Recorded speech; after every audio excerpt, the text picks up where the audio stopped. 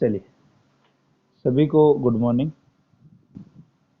और आज का जो टॉपिक है वो आपका रेजोनेंस ही है, उसको फर्दर अपन बात कर रहे हैं।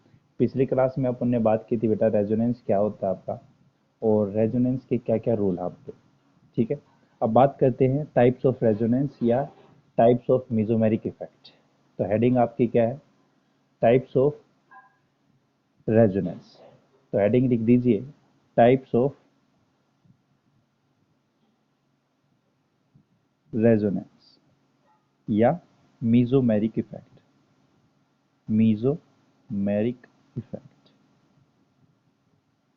ठीक है।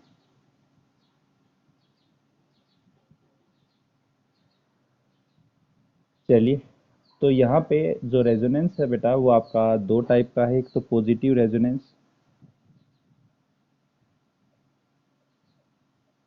और एक आपका होता है नेगेटिव रेजोनेंस। नेगेटिव रेजोनेंस, ठीक है। इसको प्लस आर से डिनोट करते हैं, इसको माइनस आर से डिनोट करते हैं, ठीक है। इसी को हम प्लस एम भी बोलते हैं और इसी को बेटा हम माइनस एम बोलते हैं।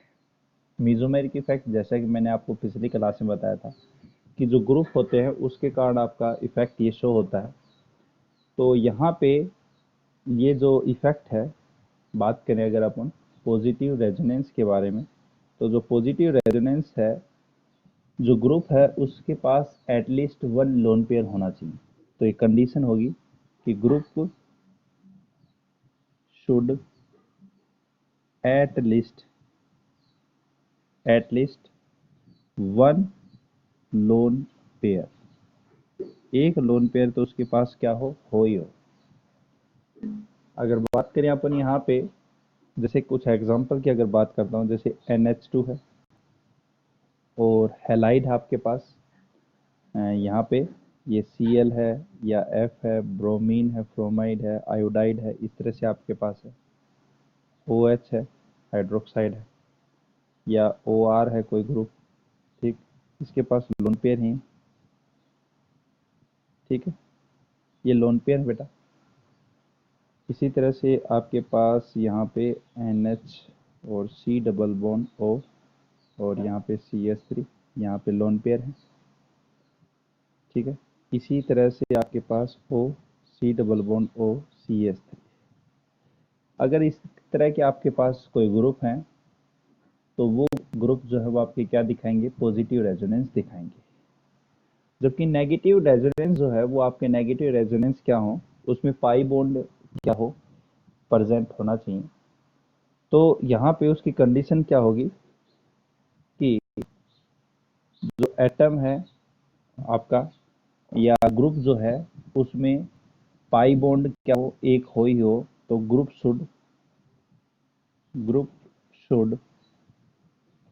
शुड एट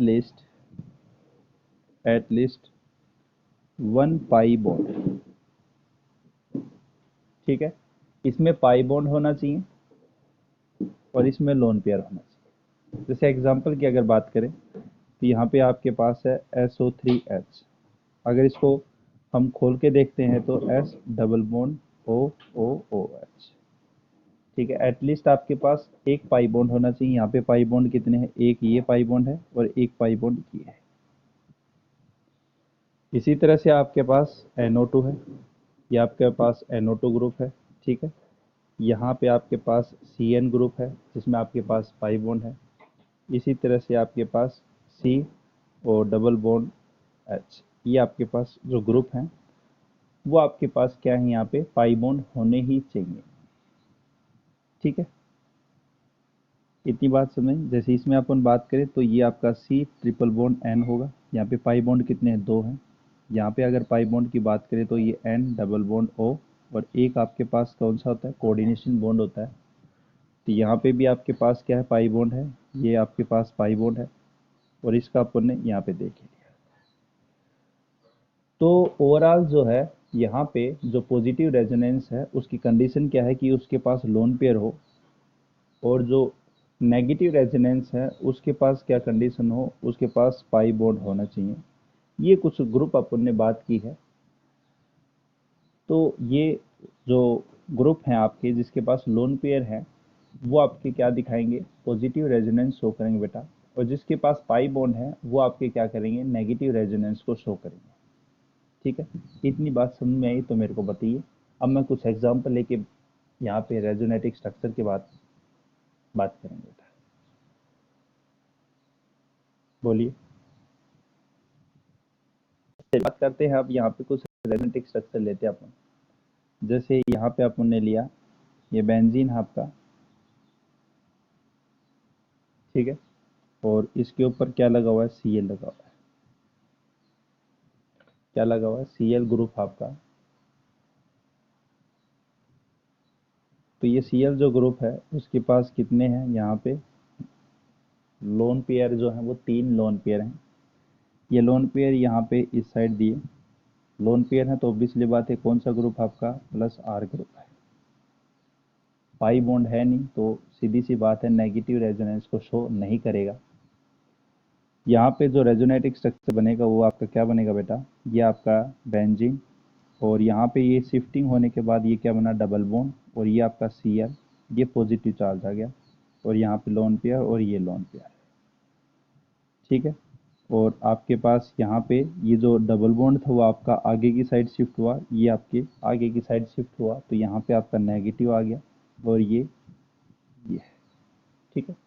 ये नेगेटिव फिर फर्दर आपका रिंग के अंदर क्या करेगा, डीलोकलाइज करेगा और आपका रेजोनेटिक स्ट्रक्चर देगा। कौन कौन से रेजोनेटिक स्ट्रक्चर मिलेंगे आपको, ये कुछ इस तरह के रेजोनेटिक स्ट्रक्चर आपको मिलेंगे। ये फर्दर आपका यहाँ पे नेगेटिव आपका मूव करेगा, और ये रेजोनेटिक स्ट्रक्चर आपको क्या है, मिलेंगे बेटा।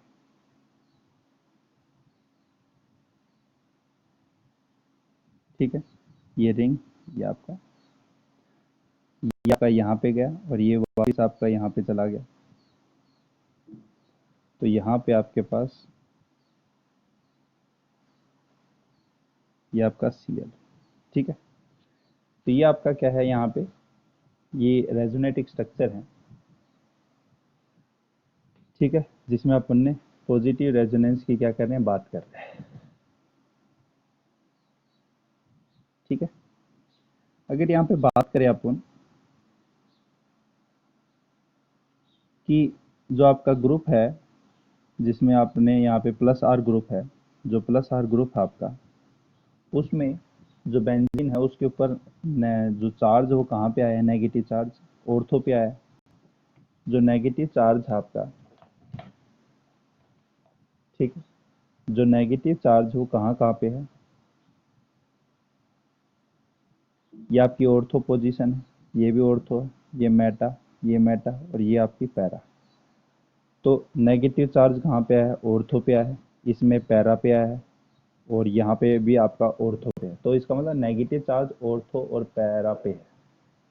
तो जो आपकी इलेक्ट्रोफाइल्स होंगे वो इलेक्ट्रोफाइल्स कहाँ पे अटैक करेंगे आपका, वो इलेक्ट्रोफाइल्स जो हैं वो आपके ऑर्थो और पैरा के ऊपर अटैक करेंगे, क्योंकि इलेक्ट्रोफाइल्स जो होते हैं इलेक्ट्रॉन डिफिशिएंट होते हैं। तो इलेक्ट्रोफिलिक है आपका रिएक्शन, ठीक है, तो इलेक्ट्रोफिलिक जो रिएक्शन होंगी आपकी एडिशन रिएक्शन, वो आपकी कहाँ पे शो होंगी, ऑर्थो और पैरा के ऊपर शो होंगी। ठीक है, जो आने वाला इलेक्ट्रोफाइल आएगा वो कहाँ पे आएगा, आपका ऑर्थो और पैरा के ऊपर आएगा, क्योंकि ऑर्थो और पैरा के ऊपर नेगेटिव चार्ज है। इसलिए आपकी जो बेंजीन है जिसके ऊपर आपके पास प्लस आर ग्रुप है वो आपका क्या करेगा, इलेक्ट्रोफिलिक एडिशन रिएक्शन शो करेगा। बात आई समझ सभी को। अब एक ग्रुप अपन ले लेते हैं यहाँ पे जो आपके इलेक्ट्रॉन विड्रॉल करेंगे, जिसके अंदर पाई बॉन्ड है आपका, ये आपके पास रिंग है, और ये आपके पास NO2 ग्रुप है। ठीक है, ये NO2 ग्रुप आपका, ये जो NO2 ग्रुप है वो क्या करेगा, ये इलेक्ट्रॉन डेंसिटी जो है वो अपनी साइड खींचेगा, क्योंकि ऑक्सीजन की इलेक्ट्रॉन नेगेटिविटी नाइट्रोजन से ज़्यादा है, वो क्या करेगा, इस इलेक्ट्रॉन डेंसिटी को अपनी साइड खींचेगा, और ये इलेक्ट्रॉन डेंसिटी जैसे खींचेगा आपका, तो ये जो पाई बॉन्ड है वो आपका यहाँ पे शिफ्ट हो जाएगा। ठीक है, तो आपका जो ग्रुप जो है वो आपका कैसा है, -R ग्रुप शो है। यहाँ पे आपके पास -R की कंडीशन क्या थी कि एटलीस्ट आपके पास पाई बॉन्ड होना ही चाहिए, ये कंडीशन थी आपकी -R की। अब यहाँ पे -R जो ग्रुप था, तो यहाँ पे -R है, ये इलेक्ट्रॉन डेंसिटी अपनी साइड खींचेगा, और इलेक्ट्रॉन डेंसिटी अपनी साइड खींचेगा तो यहाँ से बेंजीन से रिंग अपनी इलेक्ट्रॉन डेंसिटी लेके जाएगा। तो यहाँ पे रेजोनेटिव स्ट्रक्चर, यहाँ पे क्या आया, पॉजिटिव चार्ज आया, और यहाँ पे आपका नेगेटिव चार्ज आया। इस पॉजिटिव चार्ज आया तो यहाँ पे मैंने फिर क्या बताया कि पॉजिटिव जो चार्ज स्पीसीज होती है उसकी इलेक्ट्रॉन शिफ्टिंग जो है टेंडेंसी ज़्यादा होती है as compared to negative species के। तो यहाँ पे ये जो आपका बॉन्ड है, ये बॉन्ड फिर क्या होगा, शिफ्ट होगा आपका, और बॉन्ड शिफ्ट होके यहाँ पे पॉजिटिव आएगा, और यहाँ पे फिर फर्दर जो है यहाँ पे ये जो इलेक्ट्रॉन डेंसिटी है वो आपकी शिफ्ट होगी, ये रेजोनेटिक स्ट्रक्चर दिया, और यहाँ पे जो ऑक्सीजन के ऊपर नेगेटिव चार्ज था वो यहाँ पे शिफ्ट हुआ, और जो डबल बॉन्ड था ऑक्सीजन कार्बन और नाइट्रोजन के बीच में वो शिफ्टिंग हुई। तो ओवरऑल आपको यहाँ पे ये रेजोनेटिव स्ट्रक्चर मिला है आपका। तो हमने फिर क्या कहा कि जो आपका -R ग्रुप है उसमें पॉजिटिव चार्ज कहाँ पे डेवलप होता है, ऑर्थो और पैरा पे डेवलप होता है। तो यहाँ पे अगर अपन कहें कि न्यूक्लियोफिलिक एडिशन रिएक्शन जो है वो ऑर्थो और पैरा पे होनी चाहिए, वैसे तो न्यूक्लियोफिलिक एडिशन रिएक्शन जो है आपकी, वो आपकी कहाँ पे होनी चाहिए, ऑर्थो और पैरा पे हो, पर एक्चुअल में होती नहीं है।